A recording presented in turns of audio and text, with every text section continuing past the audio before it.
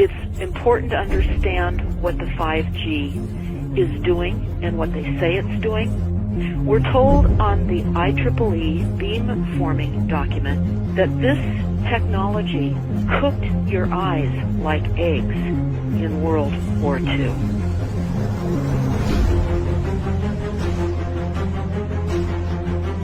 And you all need to understand these are military weapons. These are assault frequencies. If you garner nothing more than that, that's what you need to know. It's microwave radiation warfare is what this is.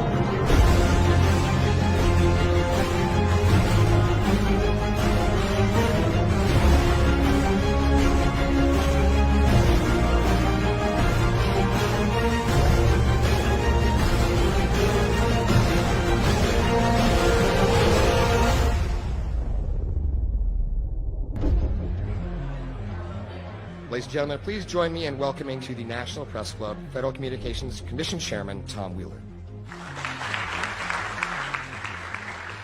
It's an honor to be here at the National Press Club. The first generation wireless, 1G, was voice. The second generation, 2G, allowed both talk and text. The third generation, 3G, the internet, in a limited way. And today's technology, 4G, completed that digital migration. But if anyone tells you that they know the details of what 5G is going to become, run the other way. This video is brought to you by the number 5 and the letter G. And pretty soon, everything else will be too.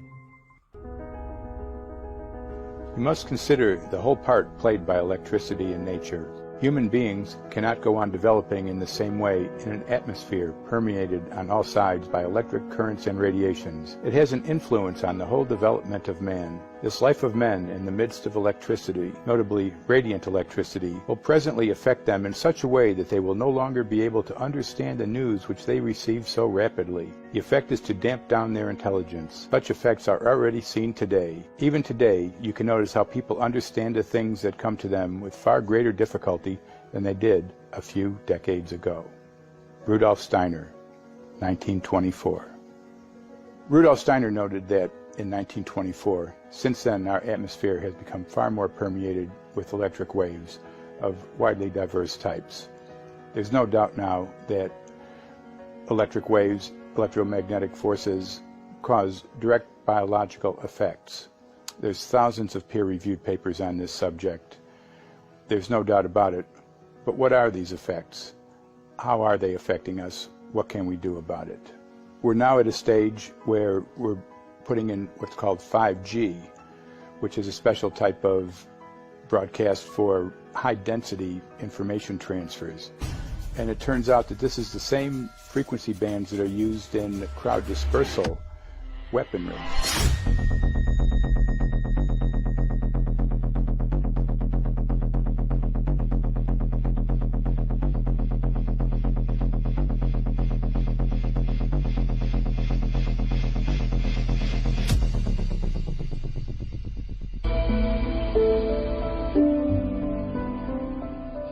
Well, I joined the Royal Navy in 1960, and I specialised in microwave warfare.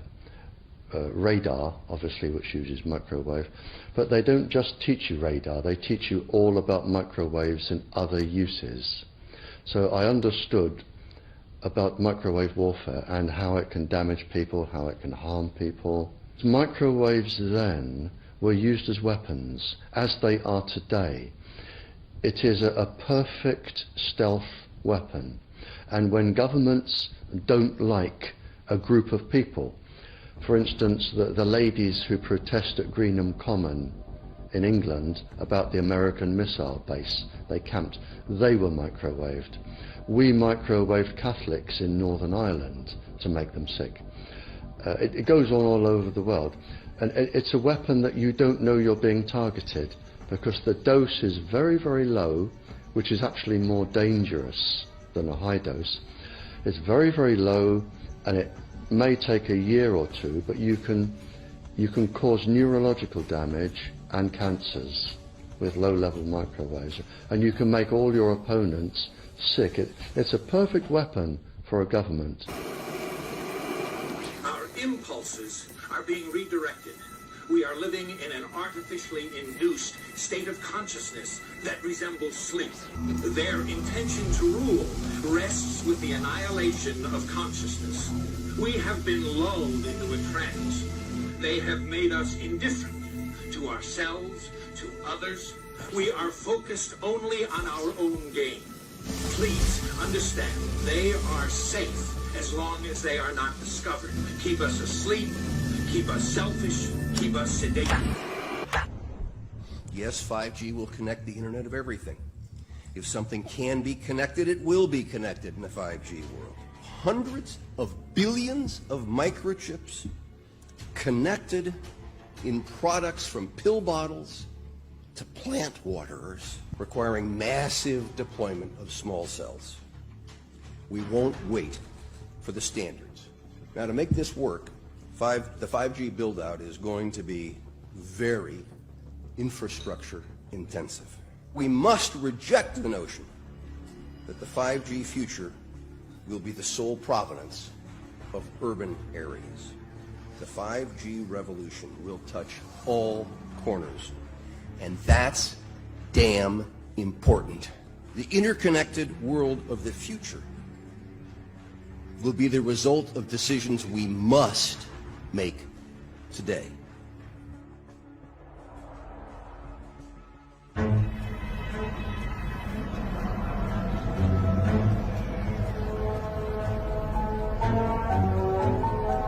main issue before us today is Senate Bill 637 and Senate Bill 894, the former by Senator Hune, the latter by Senator Knopf. We're going to invite the first four witnesses in support of the legislation, and that would be John Jones with Sprint, David Lewis and Andy Emerson with AT&T, Neil Krevda with Verizon, and Frank Iacovetti Jr. with T-Mobile.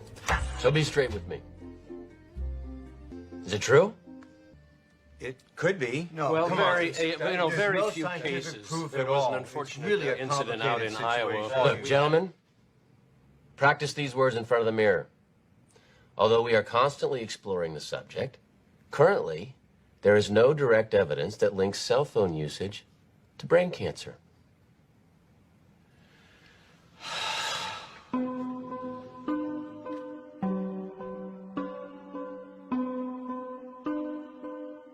I'm Sharon Goldberg. I'm an internal medicine physician. I've practiced medicine for 21 years, and my background is mostly academic, internal medicine, hospital-based, clinical research, and medical education. I'm a certified Microsoft small business specialist. I worked on space station designing the cabling system for the airlock module, where I was responsible for EMI, EMC analysis, which is electromagnetic interference, electromagnetic compatibility. I am a professor in the Department of Epidemiology, Biostatistics, and Occupational Health, and I teach there both toxicology and health effects of electromagnetic radiation. My name is Daphne Tachover, and I'm the founder of an organization called We Are the Evidence.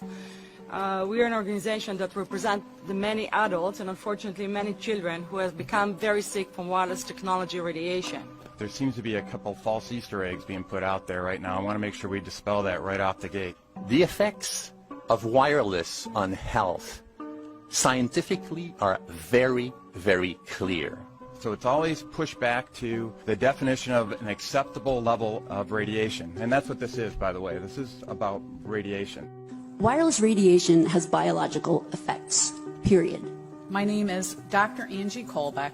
I've been reviewing the studies showing the impacts of wireless radiation on our health, and there are now thousands of studies showing the following adverse health impacts to wireless radiation: cancer, oxidative damage, DNA damage, DNA failure. Things like memory, dizziness, anxiety, brain fog. Headaches, nosebleeds, cognitive problem, exhaustion. We have evidence of DNA damage, cardiomyopathy, which is the precursor of congestive heart failure. Short and long-term memory loss, decreased attention spans, lower reaction times, even involuntary contractions of muscles causing misalignments of spines and jaws. Breast cancer. We suddenly have breast cancer in women who have no DNA predisposition. Disrupted immune function and change in stress proteins, reproductive and fertility effects. There are dozens and dozens of studies that show beyond any doubt what this radiation is doing to our sperm. Now, if you take the cell phone out of your pocket, the sperm will recuperate within 3 to 4 months. What would not recuperate would be the damage to the DNA of the sperm. That is irreparable. The wife of the ex-governor of Indiana was diagnosed with glioblastoma. Same brain tumor Ted Kennedy had and John McCain had. Did you look at John McCain's scar? This is a cell phone brain tumor. LeBron James, one of our sports people, had a salivary gland tumor.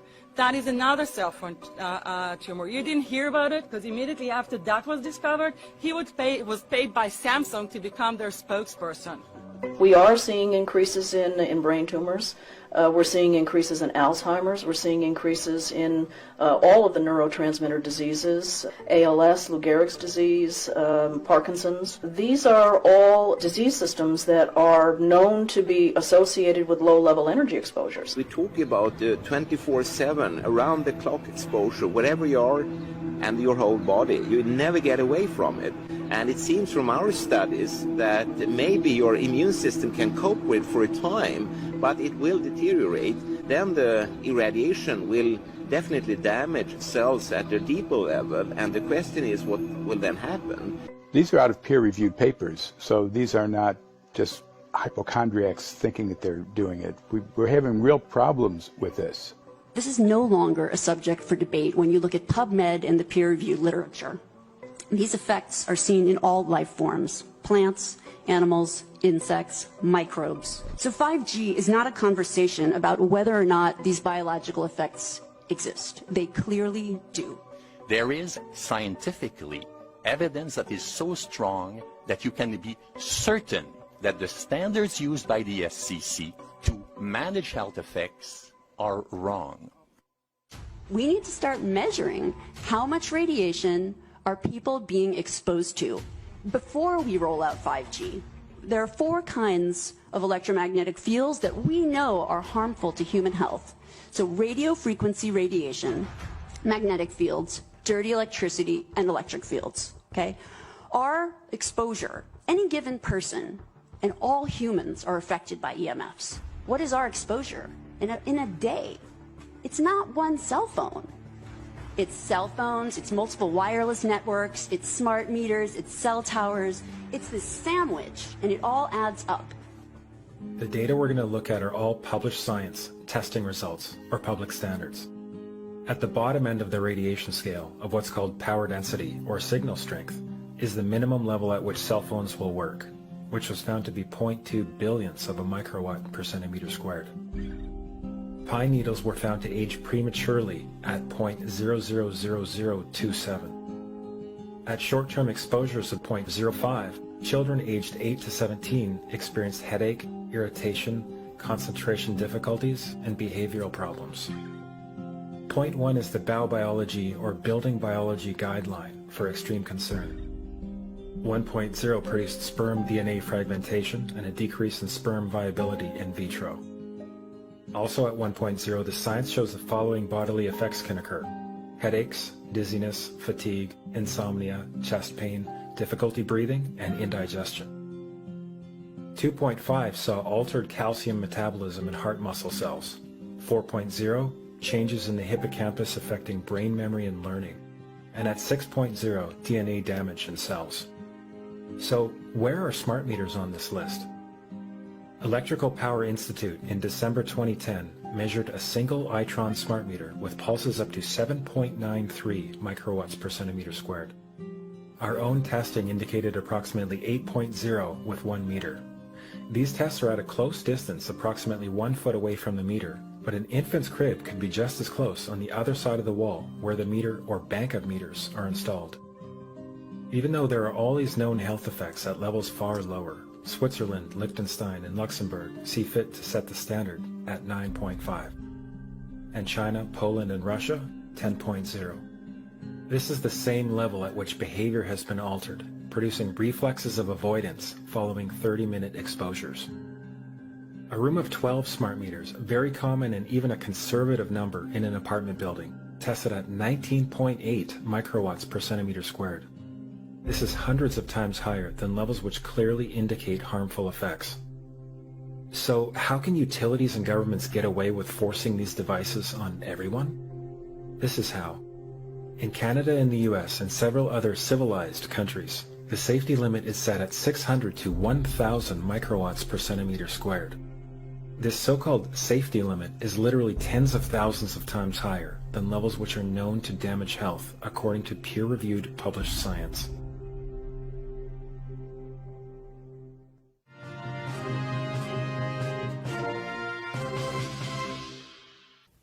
Faster, better, more reliable internet.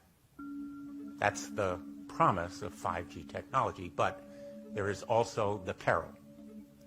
Health hazards associated with radio frequency that is higher also and requires more transmitters and antennas. The film you're about to see has no characters.